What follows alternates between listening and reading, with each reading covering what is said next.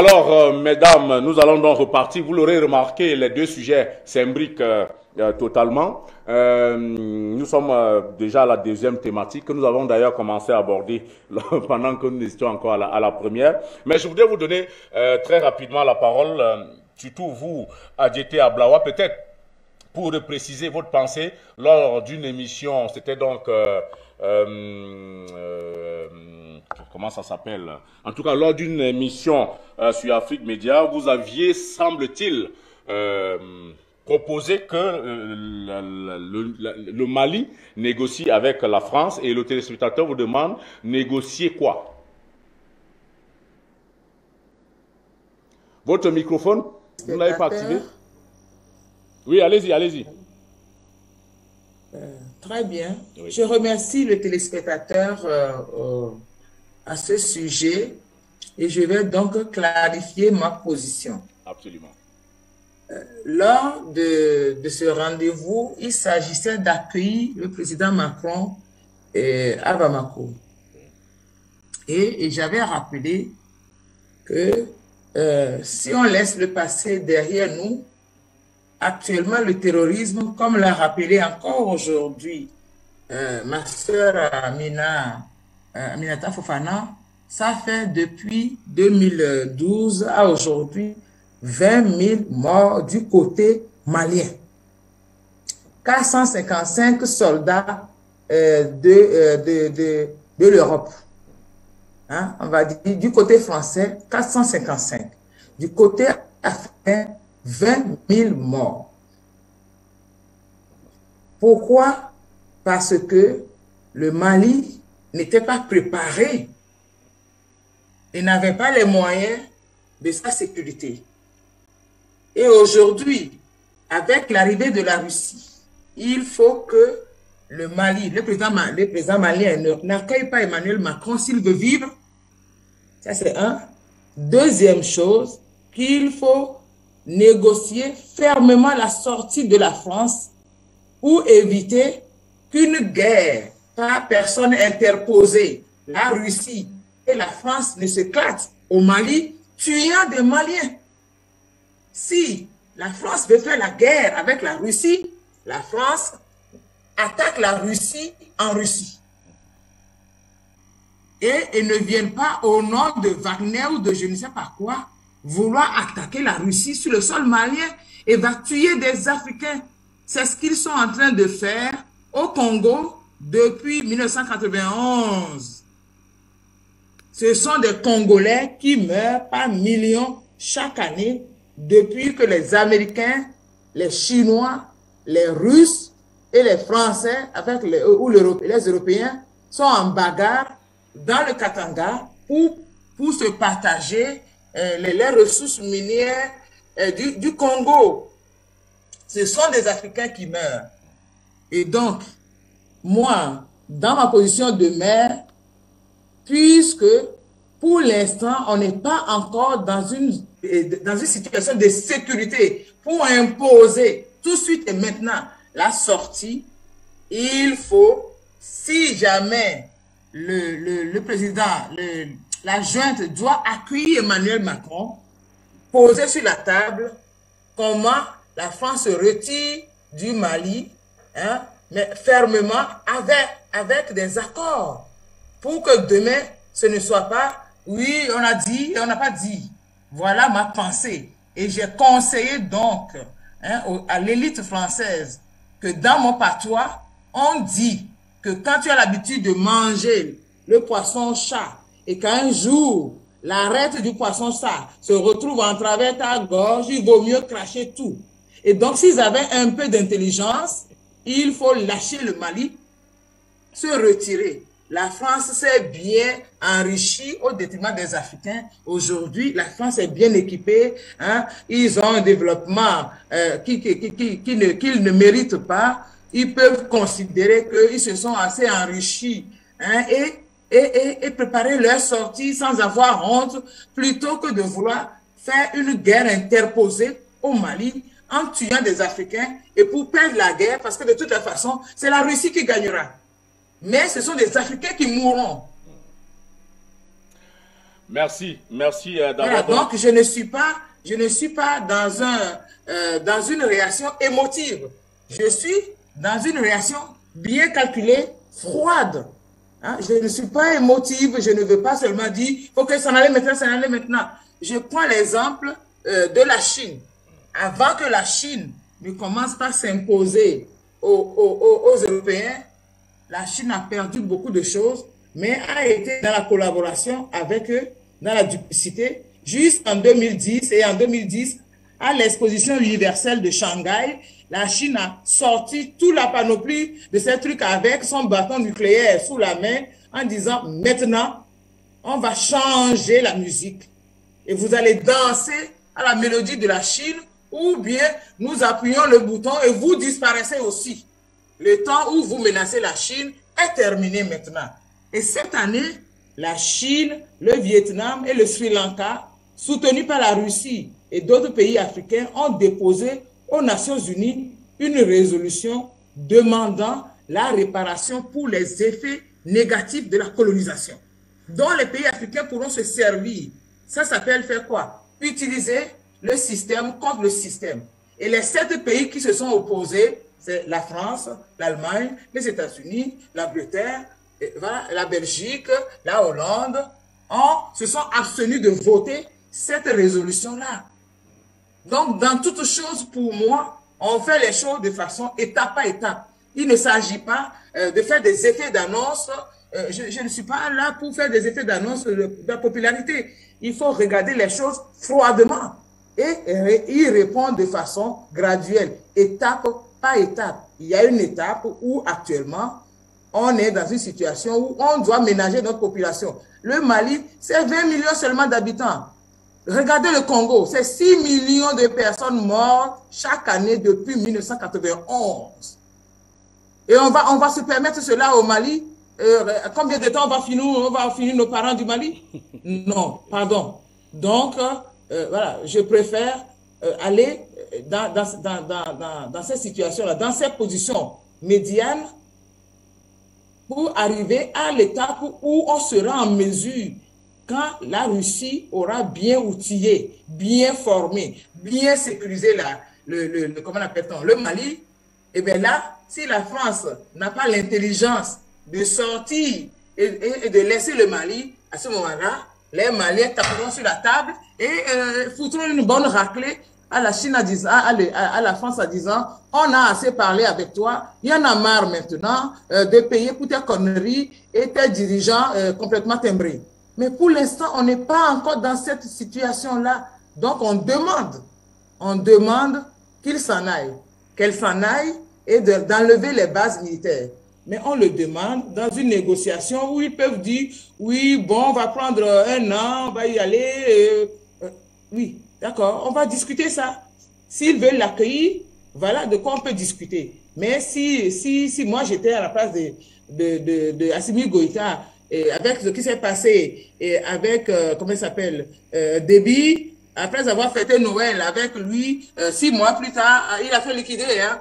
Donc moi je considère que si c'est pour aller manger avec mon ennemi qui vient avec le sourire, pour bien m'espionner et ensuite me liquider 6 mois plus tard, bon, je vais bien, mais bon, il reste en France et moi, je reste à Bamako et on fait des négociations par écrit avec la Russie, la Chine et les autres pays qui nous soutiennent en témoin et en arbitrage. Merci. Merci.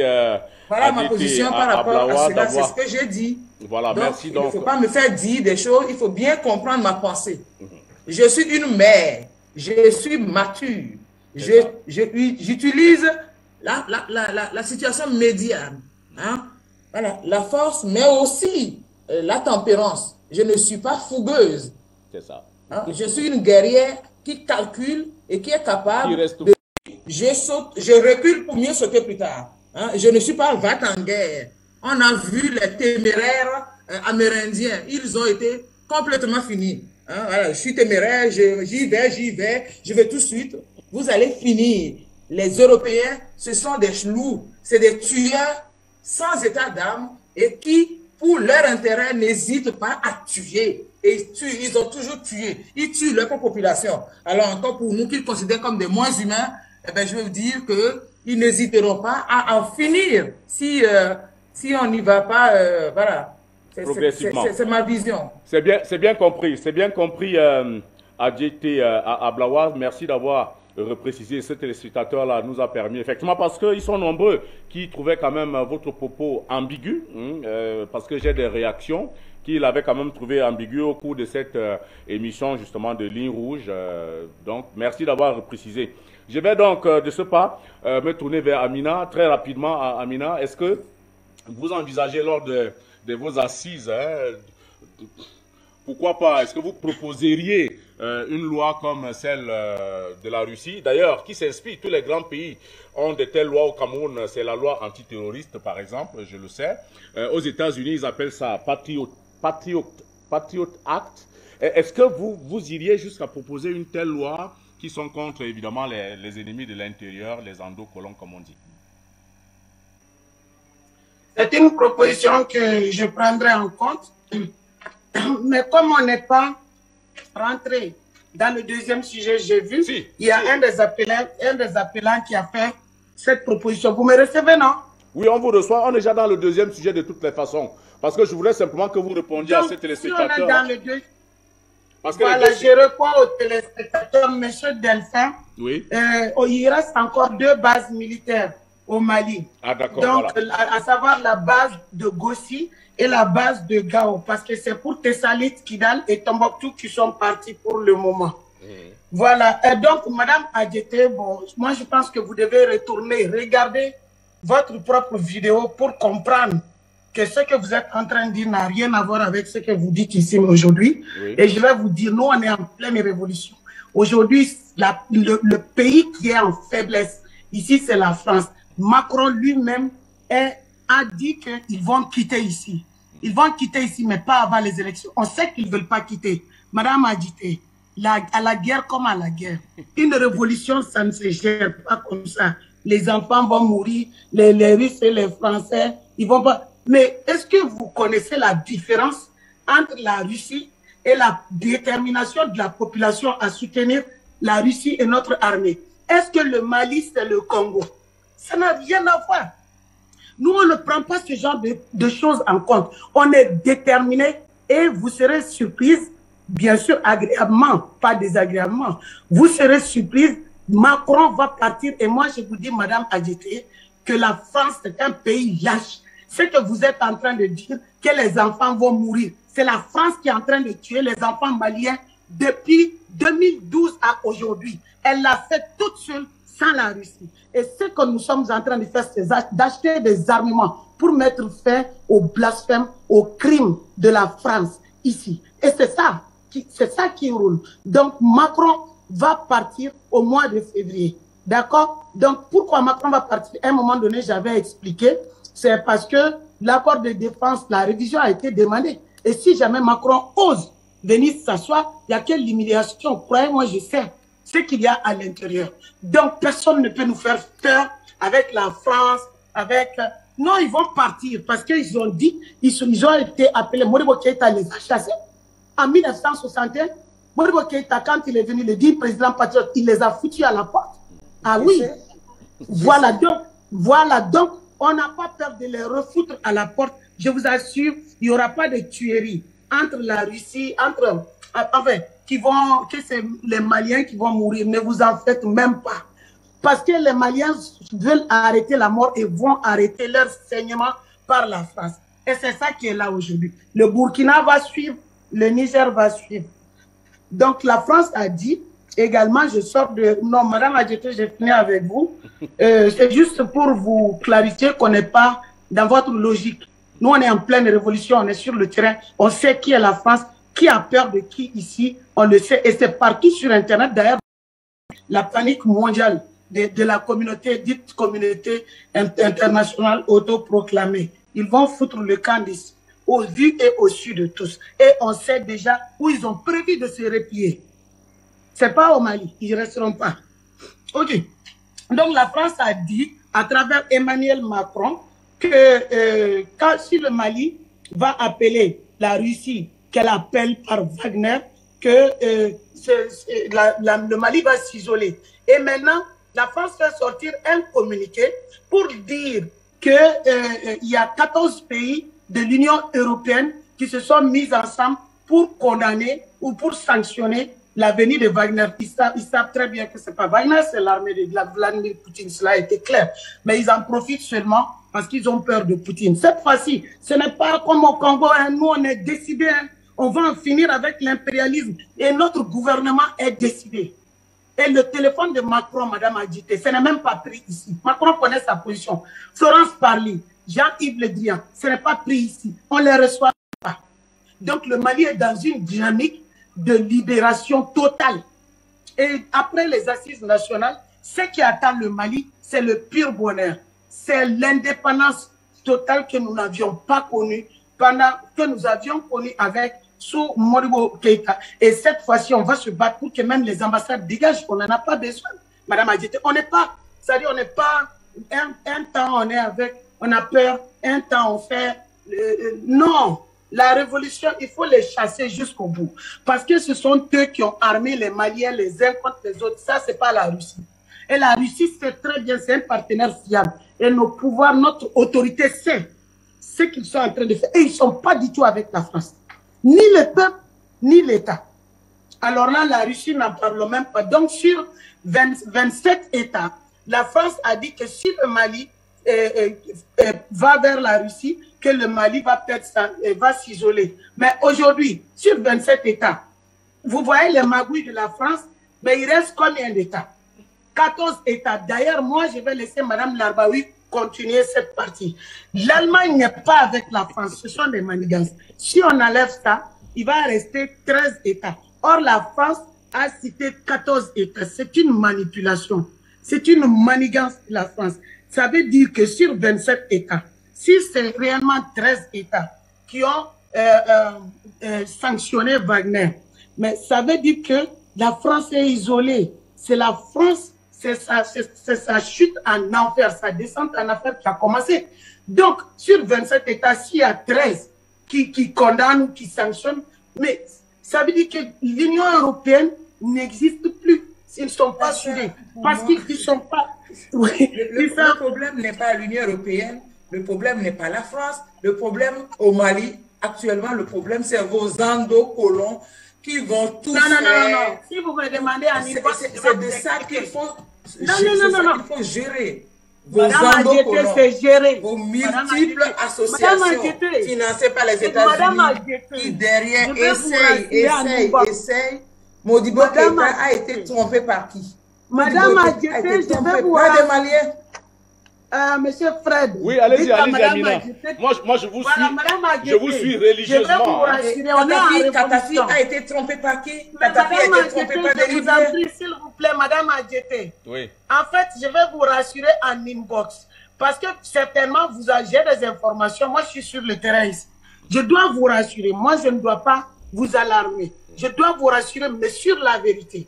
L'affaire d'Ando Kolon, notre digne président patriote a donné la carte blanche à notre ministre de la Justice pour appliquer la justice sans ça veut dire qu'il n'y a pas de considération parce que ça veut dire que pour appliquer la justice. La carte blanche a été donnée au ministre. Tout le monde m'entend. Je suis à Mondo Vision. Et ça ne s'est même pas fait aujourd'hui. On attend les assises. Ce qu'on attend, c'est que vous appelez les endocolons, les politiciens, là.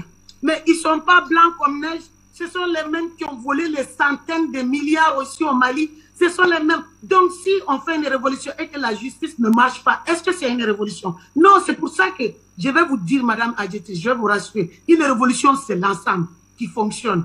C'est pour ça que le monsieur qui appelait là, quand on a enlevé Ibeka et dans la salle, pendant le dialogue national inclusif, j'ai dit que si on ne chasse pas la France, on rigole ici.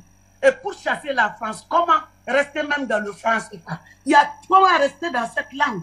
Comment rester dans les accords coloniaux? Je vous parle d'une indépendance totale. Moi, je connais des choses que vous ne savez pas. Ce n'est pas parce que vous n'êtes pas renseigné. Non, c'est parce que je suis aussi sur le terrain.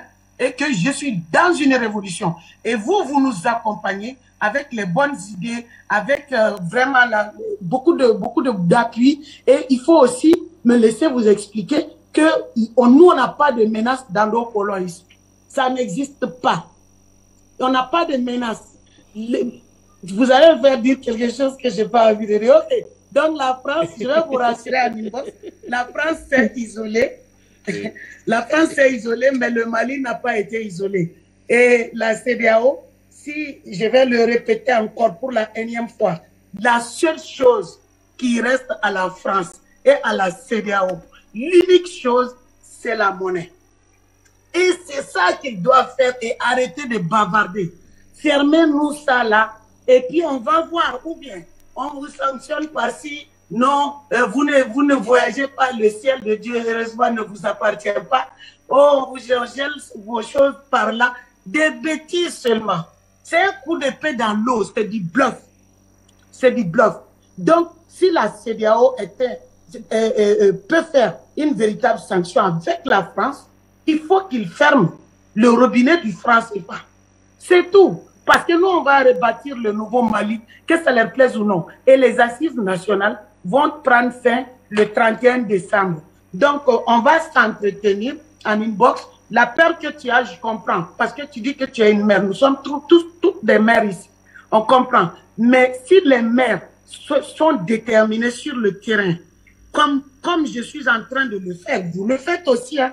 C'est sûrement que vous organisez des sorties. Mais ici, par exemple, le véritable changement, c'est sur place aussi. Vous nous accompagnez, vous nous soutenez. Mais je suis aussi une mère.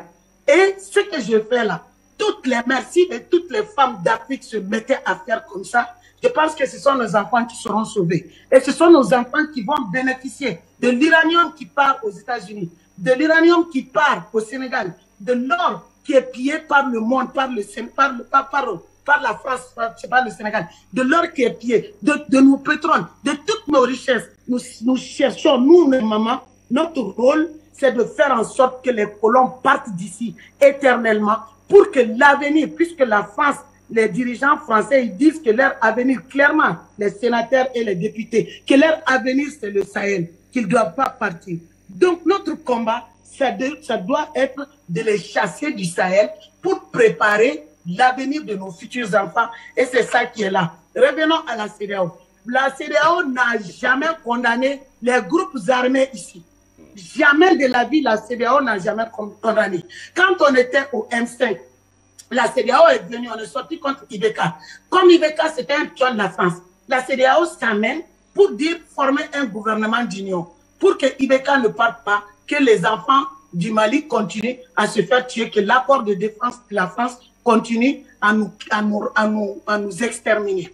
Donc la CEDEAO agit comme ça. Nous, on a dit non et on a combattu Ibeka jusqu'à ce qu'il descende. Et nous avons risqué nos vies pour ça. Surtout Mme Adjeté. Nous avons risqué nos vies pour ça. Donc il y a eu les résultats de ça. Après, Bandaou est venu. Il a roulé, bon, il a été roulé dans la farine par Mouktarwan qu'on a dénoncé, qu'on a combattu. Donc eux aussi, ça a été un fiasco jusqu'à ce que le digne président patriote, Assimi Goïta, l'imperturbable, qui n'est pas venu, qui n'a pas parachuté à la tête de notre État par hasard. Non. D'abord, c'est un patriote convaincu. C'est un homme, un véritable homme. Et il n'est pas le seul.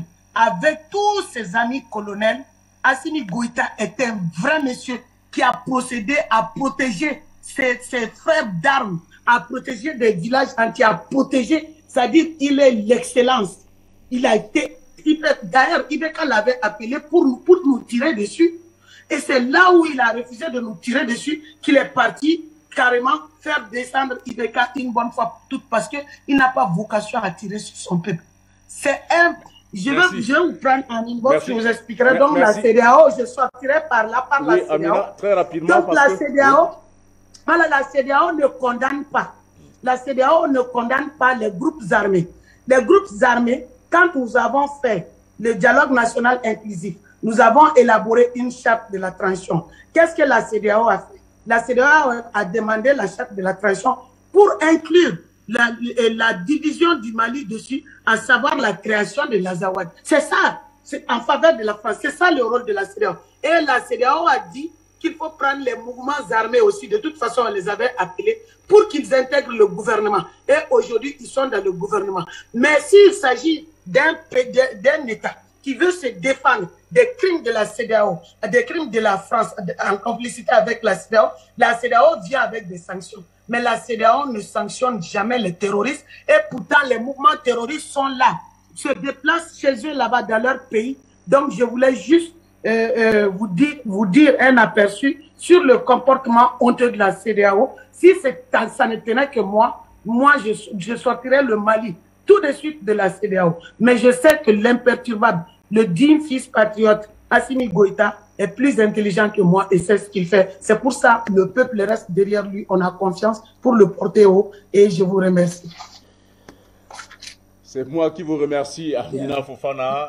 Vous défendez très bien le président Assimi Goïta. Je voudrais avec vous, Linda Larbaoui, peut-être pas en arbitre, mais peut-être un regard complémentaire, parce que là on est à la fin de l'émission. Peut-être en 5 minutes, si vous pouvez développer en 5 minutes. La CEDEAO est encore donc repartie, elle met encore la pression sur les autorités de la transition, elle demande un calendrier électoral avant la fin de l'année, on en est à moins d'une semaine. Est-ce que c'est possible de tenir? Et puis finalement, est-ce que tout cela ne ressemble pas comme une esbrouffe? Est-ce que ce n'est pas pour se donner bonne figure? Et puis, quelles conséquences, si ce calendrier-là n'était pas donné, quelles conséquences pour le Mali? Peut-être en 5 minutes, je sais que vous en êtes capable. Aucune conséquence, et c'est très bien que le Mali soit sanctionné. Non. Le Mali rentre dans le rang des pays sanctionnés, comme la Chine, comme la Russie, comme l'Iran, comme l'Algérie l'a été aussi. Il rentre dans le rang de tous ces pays, ces grands pays. Donc tant mieux qu'il soit sanctionné, parce que il y a une coalition qui s'est formée par la force des choses, et qui est là pour s'entraider. Donc oui, c'est très bien. Laissons les autres faire leur machin tout seul, et un jour il y a le vent qui va tourner. Justement pour terminer avec, nous sommes dans une guerre hybride asymétrique. Et actuellement, qu'est-ce qui se passe? L'Afrique est en plein conquête. Il y a une 3e colonisation qui est là. Et ça, il faut que les Africains, tous les Africains le comprennent, parce que là, c'est où nous allons survivre et résister, où l'Afrique va disparaître. Il n'y aura plus d'Afrique. Il y aura des Blancs en Afrique. Donc cette colonisation ou cette conquête, la 3e conquête, tout à l'heure sur Afrique Média, justement, j'ai parlé de très très bon livre qui s'appelle Scramble for Africa. Ce livre a été écrit juste après le congrès de Berlin en 1885. Alors là, on retrouve pas mal de pays, des pays inimaginables. Et on retrouve également tous ces pays-là de l'Union européenne qui veulent sanctionner le Mali. C'est marrant. Donc c'est les mêmes, c'est l'histoire qui se répète. Et sur la couverture du livre, il y a aussi un petit mot écrit en dessous où on trouve The Berlin Conference and the Colonization of Africa. Donc c'est clair, c'est pour la colonisation de l'Afrique. Et on retrouve ces acteurs aujourd'hui qui essayent de nous coloniser encore une fois. La 2e colonisation, c'était après la 2e guerre mondiale, où il y a eu la guerre froide et il y a des pays qui ont suivi les États-Unis et la France, qui est un pays vassal d'ailleurs, la France, qui bosse pour les ricains, pour les Américains. Donc il y a eu toute cette guerre. Et à la chute, c'est là où on va parler de la CEDEAO, à la chute de l'Union soviétique, qu'est-ce qui s'est passé? Les Américains se sont retrouvés à régner tout seuls dans le monde. Ils avaient leurs sous-fifres comme l'Union européenne qui était là en dessous et qui disait oui et amen à tout, et ils profitaient. Donc, on remarquera que tous les chefs d'État qui ont commencé à régner à cette période, comme Idriss Déby, comme d'autres, tous ces chefs d'État, c'est des chefs d'État qui sont là, c'est des chefs d'État fantoches. Il n'y a personne pour les contrer, le peuple est endormi, l'Algérie avait disparu, le Mali aussi, la grandeur de l'Égypte, la grandeur du Nigeria aussi. On était complètement effacés parce que les Américains régnaient tout seuls et parce que les maîtres aussi qui étaient dans nos pays étaient gérés par les Américains. Au retour de de ce qui était l'Union soviétique, donc la Russie, et au moment où la Chine aussi a retrouvé sa force, eh ben, on va retrouver tous ces acteurs qui essayent maintenant de pénaliser les gens qui veulent s'en sortir et les gens qui défendent vraiment leur pays. Et les gens qui sont patriotes et les gens qui veulent qui veulent qu'il y ait un changement. Donc c'est bien qu'il y ait tout ce mouvement, mais il faut tenir compte de la CEDEAO. Ce sont tous des chefs d'État qui ont été mis à un moment où il y avait que les Américains qui régnaient et de la France qui était en dessous pour les gérer. C'est ça la CEDEAO, c'est rien d'autre. Merci, merci infiniment à vous, Linda. Je voudrais donc donner la dernière parole à Madame Adjeté Ablaoua pour conclure. Que retenir? Est-ce que Amina Fofana vous a rassuré sur le fait qu'aujourd'hui le peuple malien est bien décidé à prendre son destin en main et qu'ils n'ont peur de rien? Parce qu'une révolution, ça ne se fait pas aussi seulement avec les fleurs.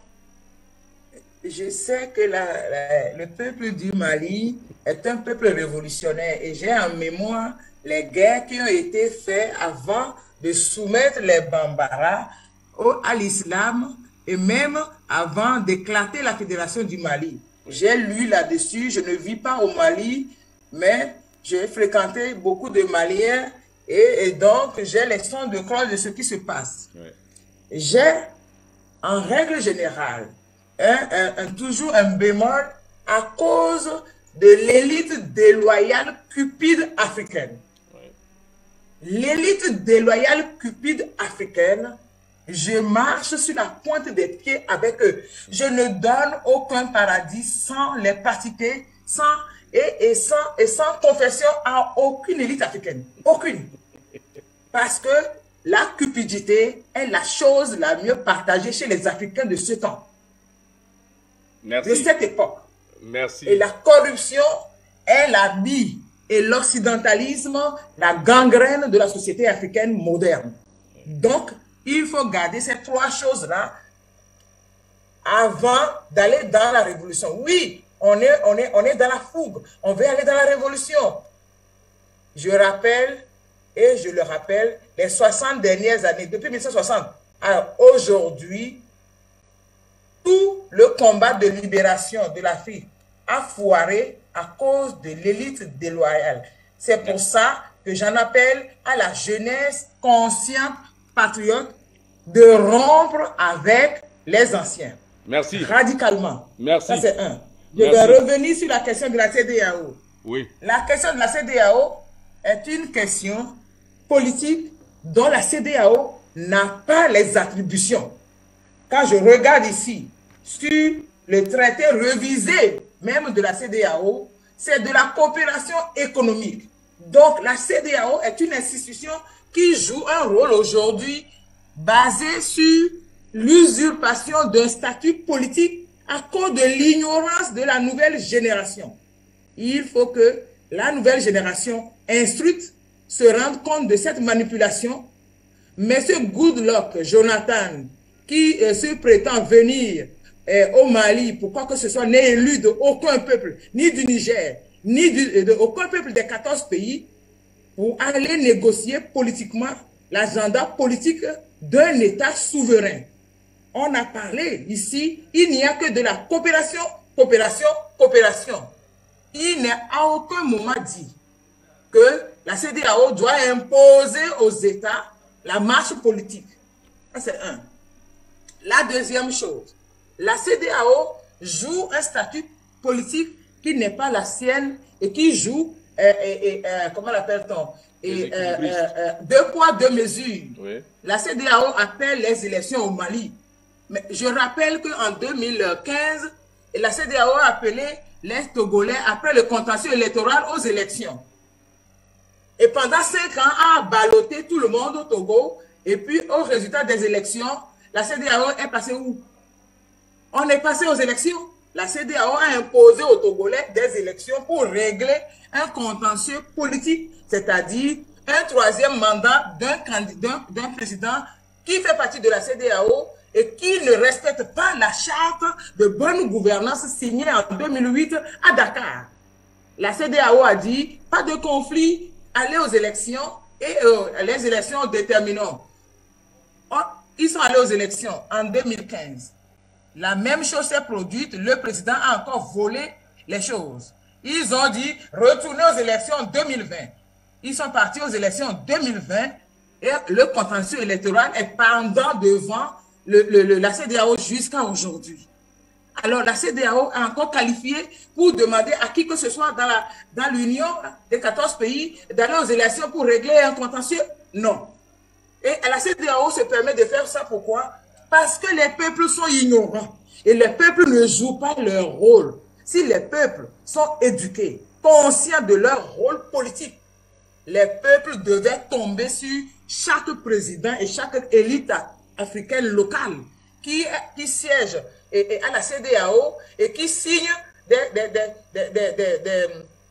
sanctions qui ne sont pas les leurs. Ils n'ont pas vocation politique.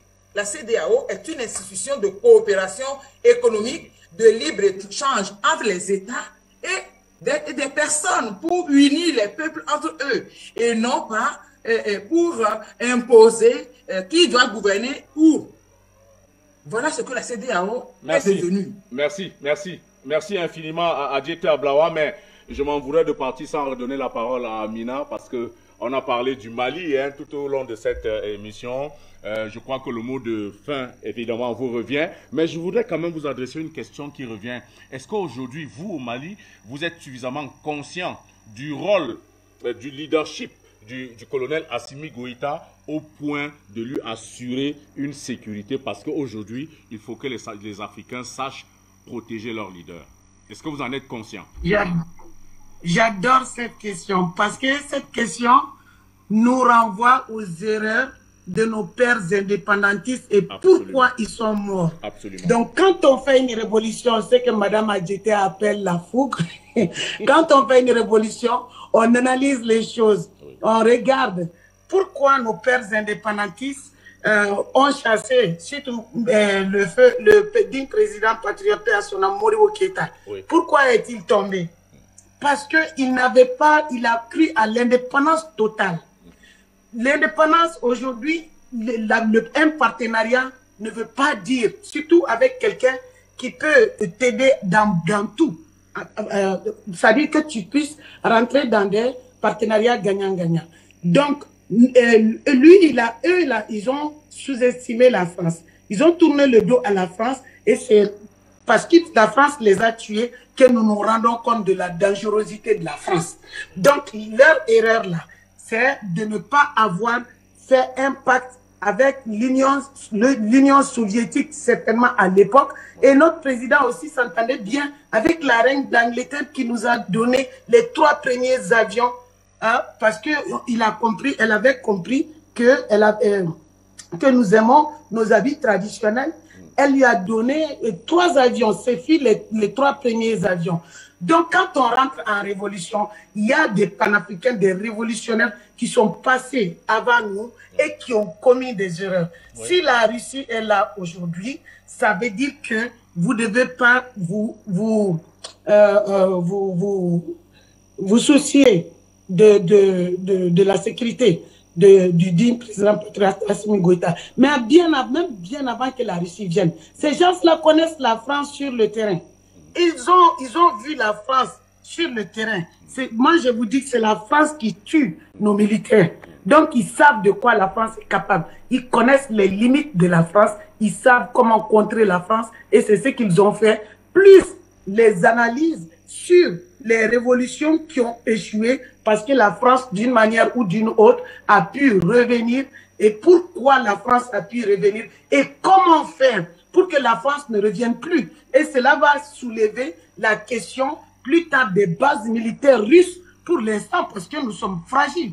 Dans nos pays, Et ces bases militaires russes-là doivent rester jusqu'à ce que nos armées soient fortes. Parce que nous on a beaucoup de richesses, nous les pays africains. Donc on est comme des petits poissons dans l'eau, mais sans insulter qui que ce soit, quoi. C'est juste pour dire ou décrire notre vulnérabilité. Pourquoi? Parce que nous n'avons pas le nucléaire, nous n'avons pas les armements, nous n'avons même pas à manger correctement, nous avons la misère, nous avons les accords coloniaux, nous avons des colons qui nous colonisent jusqu'à présent. Donc il faut se défaire. C'est ça l'objectif de cette colonisation totalement. Et ça ne peut se faire sans l'aide d'un partenaire comme la Russie, qui est aussi, c'est-à-dire l'ennemi de mon ennemi est mon ami.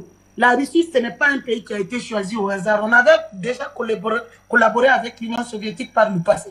Il y a des relations entre nous. Madame Linda Larbaoui aussi a dit aujourd'hui sur le plateau que l'Algérie a décidé de rendre au Mali l'histoire, de venir aider le Mali, de nous restituer l'histoire qui s'est passée entre nous, de nous aider à leur tour. Parce que avant, le Mali aussi était parti aider l'Algérie à cause de cette même France qui était en train de les massacrer là-bas. Donc, on a pris position, le président patriote, on a pris position, on est parti aider l'Algérie pour débarrasser l'Algérie de la France. Donc, quand l'Algérie dit qu'elle va venir plutôt aider le Mali, rendre la monnaie, sa monnaie de la pièce, et c'est totalement le contraire du discours de François Hollande ici, qui est venu lorsque il cherchait à faire rentrer ces mercenaires de Serval ici.